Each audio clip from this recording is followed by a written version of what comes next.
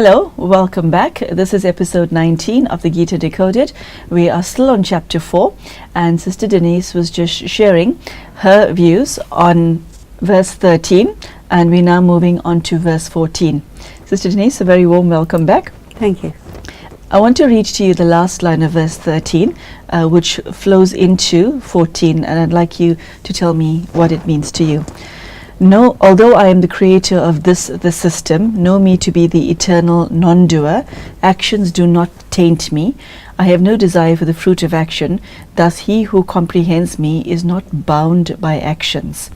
My first question about that is that if you go through the beginning of the Bhagavad Gita and hear what God says about his job or his vocation, he does something. He's conversing with Arjuna, which in my mind is itself an action. So what does it mean to be the eternal non-doer? Not just that he doesn't do, but he never does anything. So I find that noteworthy, and I'd like you to explain that to us. And it goes on to say that actions do not taint me. You know, there are these expressions, akarma, and it's all throughout the translation that we have of the Gita interpreted as non-action. And there is the expression for God that he is akarta, asochta, abhokta, which refers to 14 and 15. So akarta means doesn't do anything. Abhokta means nothing happens to him as a result of any action. And asochta means doesn't think, you see, because thinking is the most subtle form of action. So we have to interpret it not to mean that he doesn't do anything, experience anything, or think anything, but that the karma that he doesn't have any consequences which limit him. Sister Denise, this law only applies to God. Yes. So a human being cannot be a non-doer. No, because a human soul must take birth in order to perform, and by performing, that human soul is bound. If you perform good karma, you are bound to receive good fruit. If you perform bad karma, you are bound to pay for that, the price of that negative action.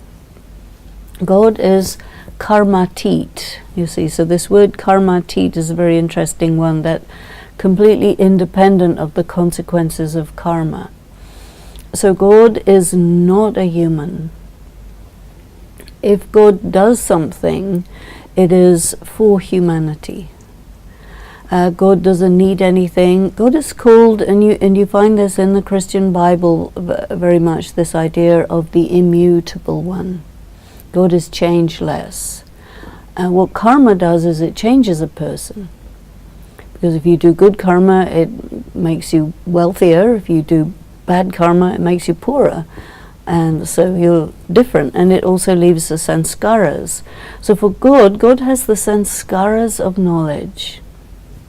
And when God comes into action, it is simply to tell the knowledge. If you see in the context of the Gita, you have Krishna in the chariot of Arjuna as the charioteer, and he will not do any fighting, but he will run the chariot, he will hold the reins of the horses, and he will give instructions to Arjuna on the battlefield about the philosophy of karma. God is bound to give knowledge, because the problem for humanity is ignorance, and God is the knowledgeful one. And the only way that God's qualities can be known by anyone is if they're manifest, which means God has to act, but not act in such a way that there's bondage of action.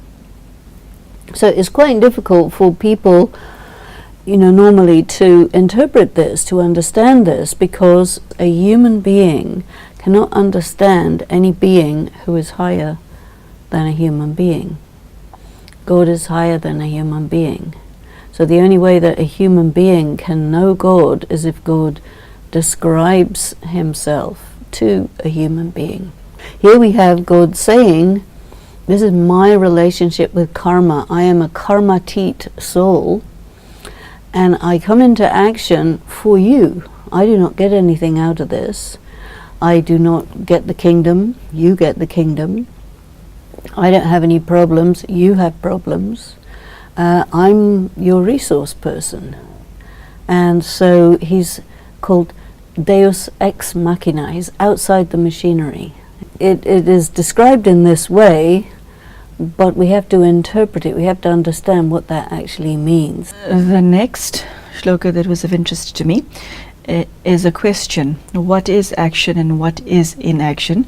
And it goes on to say, even the wise are confused in this matter. God says to Arjuna, if I'm going to explain this to you, and once you understand it, you shall be released from evil. What does that mean, to be released from evil? Karma and akarma. When you put an A in front of a word, it negates it. So karma is action, but pure action. What constitutes pure action? What kind of consciousness you have to have, etc., for it to be pure action. In Brahma Kumari's Raj Yoga, we never say akarma means non-action.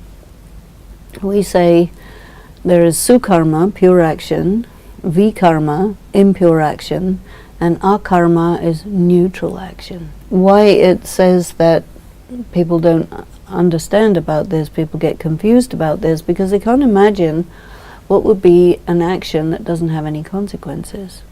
And then this is why also it brings in the idea of action that is sacrifice. Because an action that is done under the instructions of God, for God, in the consciousness of being an instrument, is about the closest thing you can get to an action which is the most neutral. We also look at this idea of, according to the gunas, when your soul is in a pure state, your sato pradhan soul, in the golden age, the Satyuga, the world of truth, and there your karma is neutral.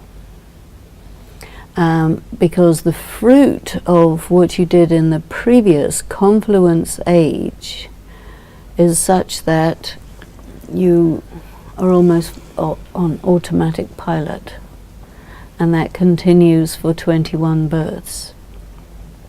And then you go to the what we call the Copper Age, Dwapar Yuga, where things split into two, and this is where you have this concept of duality, where there is this conflict between soul and body, and that you are a soul, but you're in consciousness of the body, so you're split against yourself. And this is when negative karma arises. So negative karma carries on for the second half of the cycle, the Copper Age, the Iron Age, the Dwapar Yuga, the Kali Yuga. Now how are you going to go from totally depleted, totally dark, totally in negativity, to the opposite, the Golden Age? Now, we don't say that there is pure karma in the Golden Age and Silver Age. We say there is pure karma in the Confluence Age. So the time when God is explaining pure karma is also mentioning here, you'll be released from evil. So evil means the force of negativity. We also feel that the knowledge of the Gita absolutely applies to the present day world. In the present day world, people have accumulated over many, many births a lot of negative karma. So everyone is in debt, everyone has lives in the atmosphere. I mean, if you can imagine, if you could hear all the negative thoughts and feelings of all the people on earth, it'd be awful. Well, that's the atmosphere in which we live, because it goes out into the air, and it's a sort of a pollution that we live in that affects people. Some people are very sensitive to vibrations, you know, and they can't operate in bad vibrations. God comes in that, and you're in that, and he says, okay, you have to resist. In a sense, fighting means you have to resist all this negativity. You have to neutralize it. And you neutralize it by performing pure karma. So pure karma occurs only in this short period that we call the confluence age. And the result of that is the evil is completely neutralized. So this is how I interpret you'll be released from evil. The next shloka that grabbed my attention is one that reintroduces the subject of excluding desire and motive. He who has excluded desire and motive from all his enterprises and has consumed his karma in the fire of knowledge, him the wise men call a sage.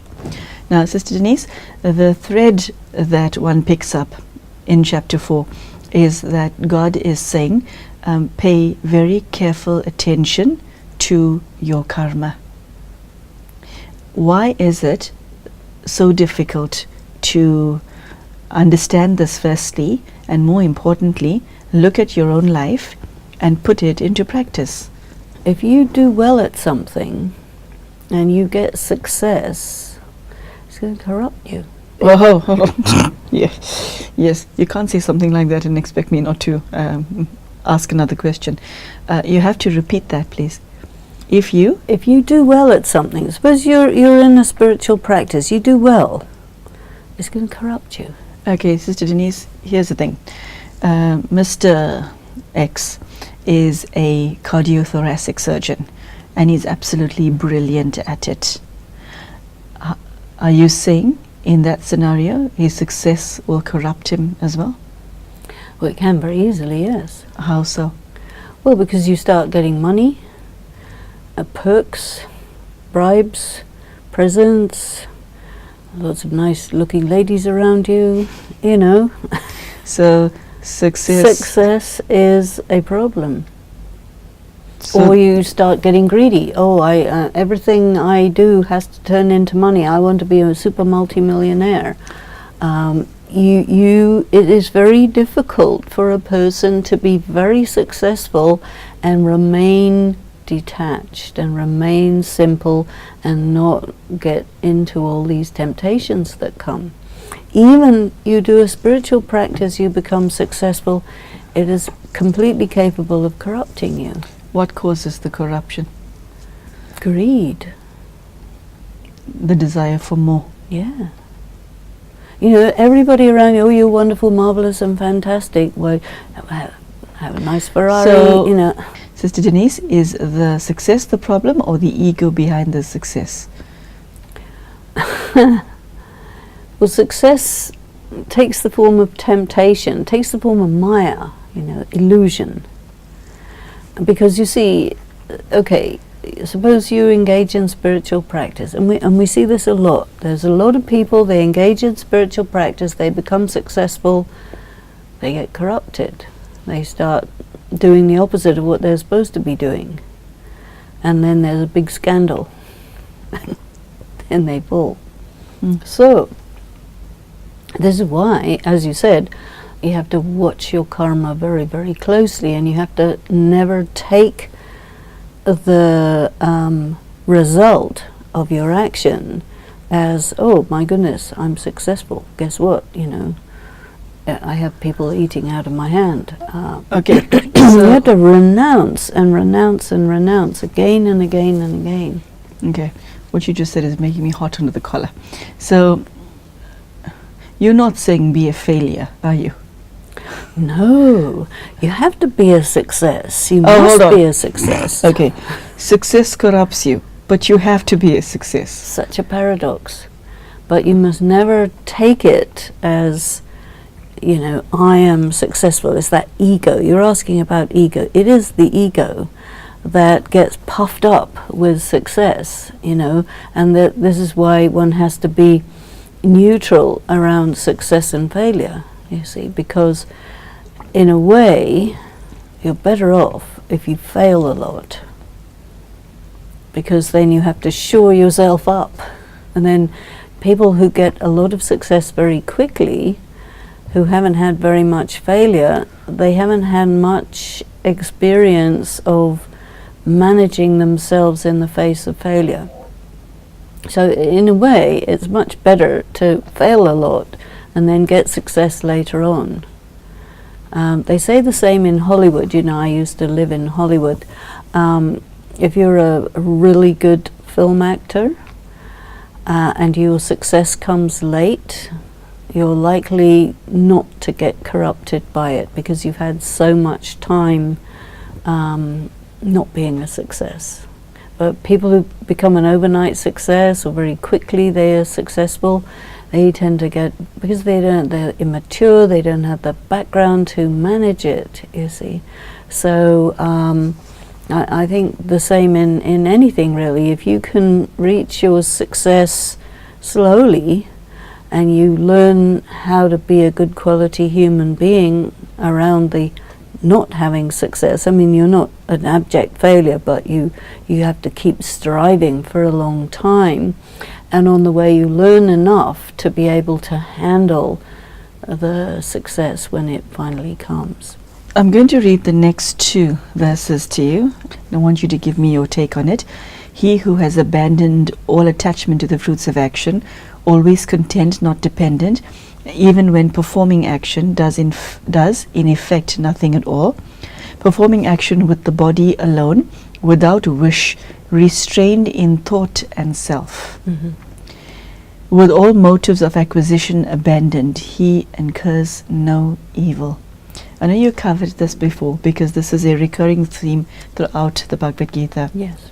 But could you explain its relevance in respect of the topic of this chapter, which is yoga of renunciation of action in knowledge? I think it also gives us a good insight. You've got God saying, I am a non-doer. Mm-hmm. You also become a non-doer. You have to become like me to become a non-doer. That means whatever I do is without desire, without attachment. I don't anyway get any reward for it. You do get a reward for it, but you have to act as if you don't. You have to be really free from these energies of success and failure, the energies of achievement, great, huge achievement, and the energy of illusion, delusion, which totally crushes and destroys the soul. Of course, the soul is indestructible, but the quality of the soul is totally corrupted by it. And as you rise in terms of your spiritual caliber, these 2 energies become more intense. It doesn't get any easier, it gets more difficult. And the higher you fly, the further it is that you can fall. And the likelihood of falling is, in a way, increased, because it becomes more of a fragile position as you get higher and higher. So I think that it's very, very relevant and helps us to understand that God is saying, this is me, this is how I am, and you can become like this too. I will explain to you how. This has to be your relationship with success and failure, your relationship with your karma. You must do karma absolutely neutrally. And in Brahma Kumari's Raj Yoga, we hear a lot about doing karma as an instrument and really refraining from taking credit and saying, I did this, I am so wonderful, marvelous and fantastic. Because if you take that, you succumb to the temptation of that.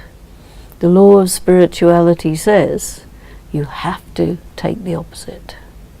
So the neutrality is the one thing that enables you to actually rise to the height of God. And the renunciation of the fruit of action while doing action. I think we would describe the chapter in that way. Yes, Denise, the word Brahman comes up in verse 24. Brahman is the oblation poured out by Brahman into the fire of Brahman. Brahman is to be attained by him who always sees Brahman in action.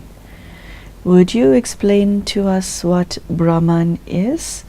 Yeah, you hear this a lot in context of the concept of the omnipresence of God. And so if you look at this shloka where the doer and the done to and everything is Brahman, what they say is Brahma Satya, Jagat Mithya. Brahma Satya means Brahman is true and the world is false. So that means anything material is not real, and by contrast anything non-material is real.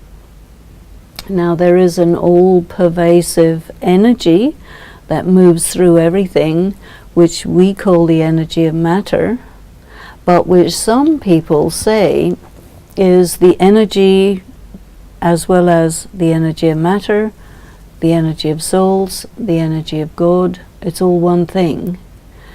A little bit similar to what science says about the energy of matter, that energy is in everything, and that solid objects actually are not as solid as you think. This is very much that idea. However, in Brahma Kumari's Raj Yoga, we don't look at it like that. We will say God, Supreme Being, is a separate, independent energy. Each and every human soul and every other soul is a separate energy. And then there's the energy of matter, which corresponds very much to this Brahman, but which is not the soul and which is not God. And then what happens in the human world or on the planet Earth is the interplay between the energy of God, the energy of souls, and the energy of matter. So this is how we look at it. So this verse would correspond, I suppose, to the Vedic concept of things.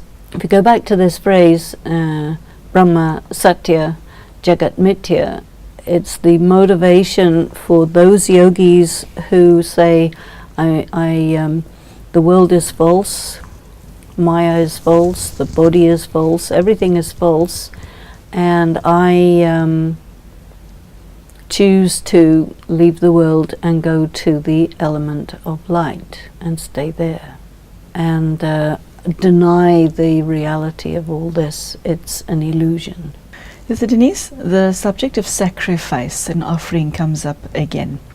And what I find interesting is souls who offer aspects of themselves, more particularly when it comes to the offering of, or rather the giving up of negative traits within you via the senses, is appreciated by God.